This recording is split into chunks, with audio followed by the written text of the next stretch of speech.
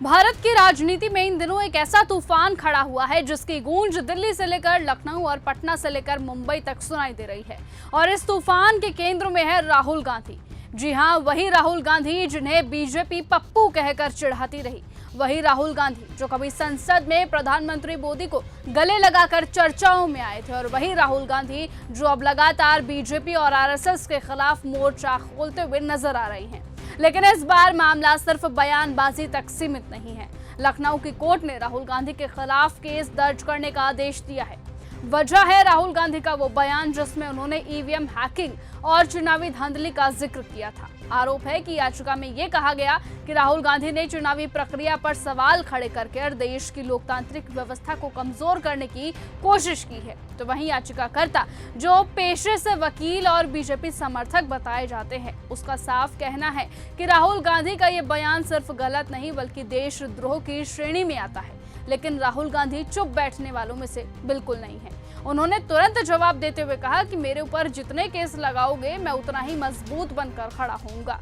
ये लड़ाई बीजेपी से नहीं बल्कि बीजेपी और आरएसएस के पूरे सिस्टम से है। उनके तेवरों में गुस्सा भी था और आत्मविश्वास भी, और आने वाले चुनावों का इशारा भी। इसीलिए ये पहली बार नहीं है जब राहुल गांधी कोर्ट कचहरी के चक्कर में आए हो। कभी मोदी सरनेम वाले बयान पर गुजरात में केस दर्ज हुआ, तो कभी सावरकर पर टिप्पणी ने महाराष्ट्र की राजनीति को हिला दिया, और अब ईवीएम को लेकर दिए गए बयान पर सियासी बवाल मचा है। यानी राहुल गांधी और विवाद दोनों का रिश्ता पुराना है।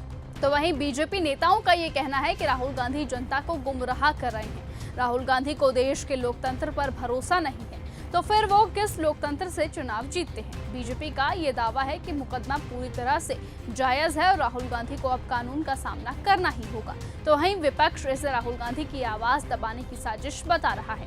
कांग्रेस नेताओं का ये कहना है कि बीजेपी राहुल गांधी से डर गई है, तभी तो वो हर हफ्ते उन पर नए मुकदमे थोप देती है। कांग्रेस कार्यकर्ताओं ने तो नारा भी लगाया कि जितने केस उतनी ताकत, राहुल गांधी तेरे नाम पे वोट डालेंगे सब। अब बड़ा सवाल यह है कि इस पूरे विवाद का असर 2025 और 2027 के चुनावों पर कितना पड़ेगा। क्या मुकदमेबाजी राहुल गांधी की छवि को नुकसान पहुंचाएगी, या फिर ये सारे केस उन्हें पीड़ित लेकिन मजबूत नेता की छवि देंगे जिससे जनता की सहानुभूति मिलेगी। इस बीच आपको बताएं कि जिस तरीके से राहुल गांधी लगातार ईवीएम और साथ ही ज्ञानेश कुमार और साथ ही बीजेपी सरकार पर हमलावर है, इसी बीच अब बीजेपी की सीएम यानी रेखा गुप्ता जो कि दिल्ली की सीएम है, इस वक्त उनका एक बयान सोशल मीडिया पर काफी वायरल है जिसमें वो कहती हुई नजर आती हैं कि ईवीएम हैकिंग पहले की तो ठीक है, लेकिन अगर हम कर रहे हैं तो गलत है। जी हां, उनका ये ऑडियो क्लिप काफी ज्यादा वायरल हो रहा है जिसमें वो एक निजी चैनल को इंटरव्यू दे रही थी, जिस वक्त उनके मुंह से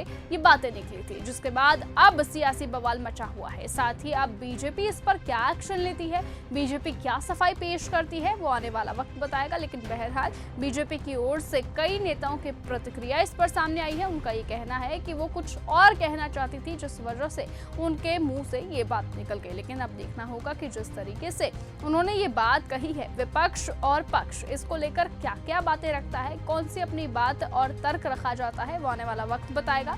लेकिन फिलहाल आज की इस खबर में सिर्फ इतना ही। देश और दुनिया की तमाम बाकी खबरों से ऐसे ही जुड़े रहने के लिए आप बने रहिए और ऐसे ही देखते रहिए न्यूज गंगा। साथ ही सीएम रेखा गुप्ता को दिए गए इस बयान पर आपके क्या विचार है, कमेंट सेक्शन में अपनी राय लिखना ना भूलें। नमस्कार। अगर आपको यह हमारा वीडियो पसंद आया हो तो इसे लाइक और शेयर करना बिल्कुल ना भूलें। साथ ही हमारे चैनल न्यूज गंगा को सब्सक्राइब और फॉलो जरूर करें ताकि देश और दुनिया की हर बड़ी खबर आप तक सबसे पहले पहुंचे।